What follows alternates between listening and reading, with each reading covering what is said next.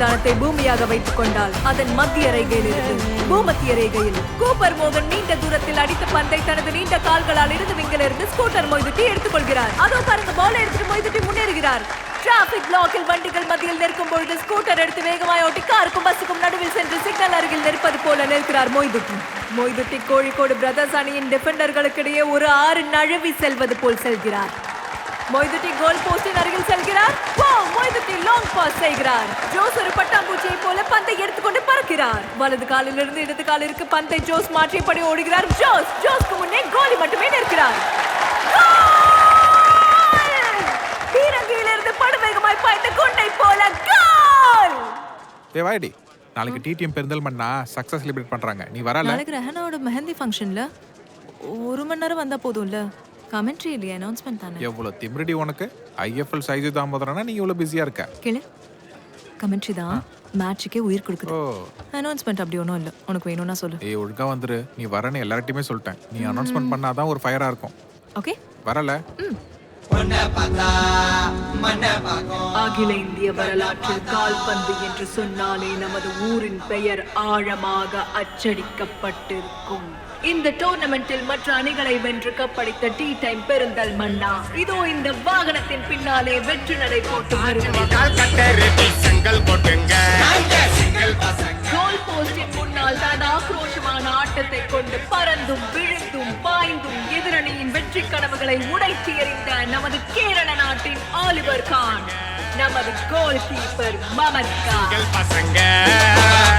சீறி பாய்ந்து வந்த எதிரணியும் அவன் காலில் தட்டி வந்த பந்தையும் ஒரு பொருட்டில்லாமல் அவர்களின் முன்னின்ற ஒரு ஹிமாலய மலையை போல் பந்துகளை தடுத்த டிஃபென்ஸ் பிளேயர் ஷமீர் இடது விங்கில் சீறிக்கொண்டு புயல் காற்றே வந்தாலும் தன்னை தாண்டி செல்ல விடாமல் தடுத்து நின்ற டிஃபென்ஸ் பிளேயர் ஷான்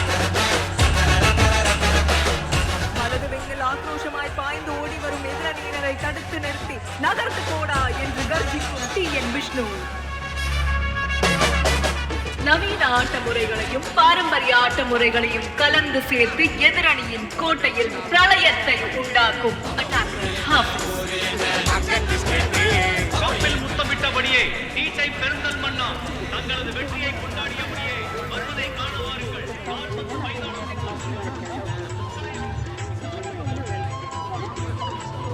என்னடி ஃபாத்து இதெல்லாம்?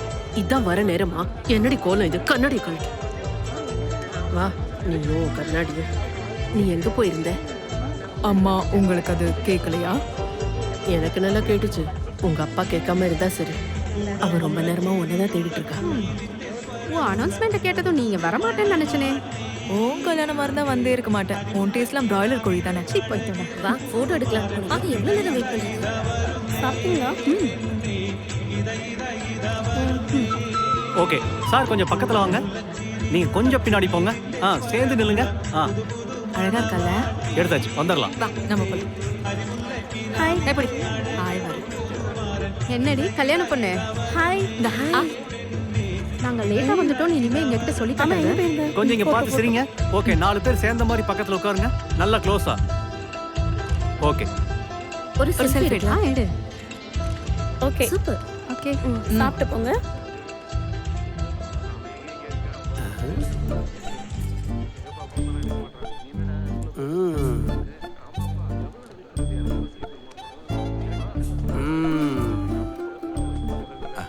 என்ன முனிரு, உன் பொண்ணை இங்க கொஞ்சம் கூப்பிடு. உங்க கமெண்ட்ரி சூப்பரா இருந்துச்சு.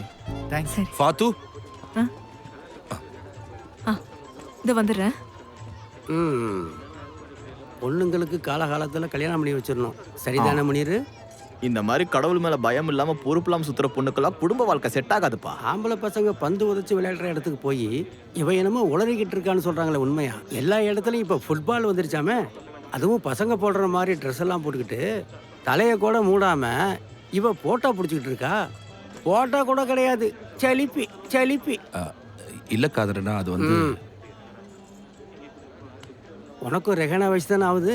அவளுக்கு இன்னைக்கு கல்யாணம். மாப்பிள்ளை யாரு? MBA முடிச்சுட்டு துபாயில் இருக்கார். என்னதான் நீங்க முன்னேற்றம்னு சொன்னாலும் கல்யாணம் பண்றதுக்கு பசங்களுக்கு அடக்க உடக்கமான பெண்ணு தானே வேணும். பொண்ணு கொஞ்சம் நல்லா இல்லைனாலும் பிரச்சனை இல்லை. இப்ப இருக்கிற பசங்களுக்கு பொண்ணுங்க இப்படிதான் வேணும்னு உங்கள்கிட்ட யார் சொன்னது? அந்த மாதிரி சில பசங்க இருப்பாங்க, ஆனா எல்லாருமே அப்படி கிடையாது. அப்புறம் எல்லாத்தையும் சரிக்கு சமமா செய்யற பொண்ணுங்களை தான் நாங்க எதிர்பார்க்கறோம். ஐயையோ, நீ யூனியன்காரன் மொய்தோட பையன் தானே? அதுக்கு அவன் கொடி பிடிச்சி ஜெயிலுக்கு போனானே, உள்ள இருக்கானா வந்துட்டானா? இன்னும் ஒரு வார்த்தை பேசின அடிக்கிற அடியில மூஞ்சிலாம் உடைச்சிடும். குடும்பத்தில் ஒருத்தனா நினச்சி சொன்னேன். கல்யாணம் நடக்கணும்னா பெரியவங்க சொல்கிறத கேட்கணும். ஆசி, நீ அவளை அழைச்சிக்கிட்டு வீட்டுக்கு போ. முனிரப்பா, இந்த ஆள் சொல்றதெல்லாம் மனசுல வச்சுக்காதீங்க, வாங்க வீட்டுக்கு போலாம். ம்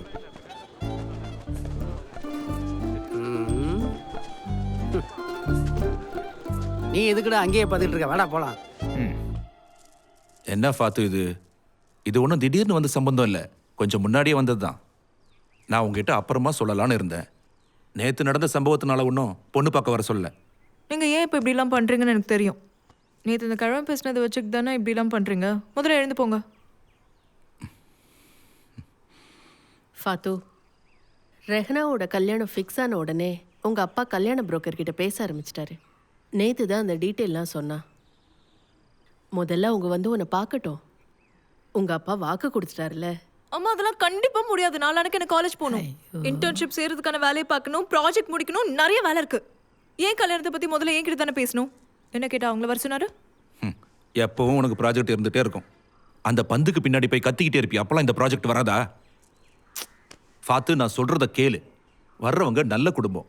இது நடந்ததுன்னா உனக்கு தான் ரொம்ப நல்லது. ப்ராஜெக்ட் இருக்கும். நான் உங்ககிட்ட அன்னைக்கே சொன்னேன்ல, எனக்கு லா படிக்க தான் பிடிக்கும்னு. நம்ம குடும்பத்துக்கு வக்கீல் போலீஸ் ஆகிறதுலாம் சரி வராதுன்னு நீங்க தான் சொன்னீங்க. அப்புறம் கெமிஸ்ட்ரி எடுத்து டீச்சர் ஆக சொன்னீங்க. பொண்ணுங்களுக்கு டீச்சர் ஆகிறது தான் சரியா இருக்கும்னு சொன்னீங்க. அப்ப நிறைய ப்ராஜெக்ட் இருக்க தான் செய்யும். அதுக்காக நான் வெளியே போய் தான் ஆகணும். நீங்க தான் எல்லாத்துக்கும் காரணம். இப்போ ஏன் தலையில பழைய போடாதீங்க. ஆமாண்டி, நான் தான் காரணம் எல்லாத்துக்கும். உன்னை படிக்க வச்சுதான் நான் செஞ்ச தப்பு. அதானே எல்லா பொண்ணுங்கள மாதிரி கொஞ்சம் படிச்சுட்டா கல்யாணம் வேணாங்கிறது. உன்னால என் மான மரியாதை எல்லாம் போகுது. ஃபாத்து, முனீரு, நீ அவங்கள வந்து பார்க்க சொல்லு, இவ வருவா. பாட்டி பாத்துக்கலாம். குடும்பமே சாவடிக்குது.